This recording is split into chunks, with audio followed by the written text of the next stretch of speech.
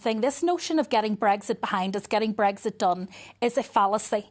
When we leave the European Union as the UK, there is going to be a lot of work to be done in future years, and the impact of Brexit will continue to be felt for a long time. The idea that we simply leave and it stops is an absolute fallacy, and I want to really stress, if people don't understand around Europe why it matters to them what happens with the UK, let me be really clear about it. If the UK economy tanks, the Irish economy is completely intertwined with it, and it will go down too.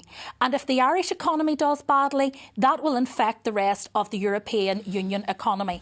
And if people's economy is being hit in the EU, which is already teetering on the brink of a recession, then it could push the EU into a recession.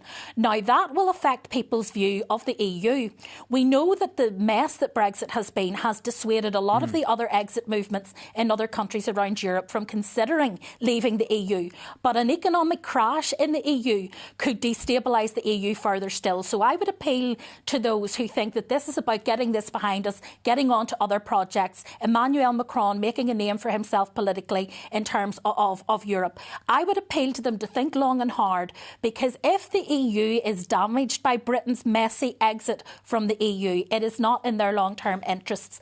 And I would also ask them to consider what message it sends out to those of us who are EU citizens and who are passionately EU citizens if we're simply abandoned at a point where we desperately need that support.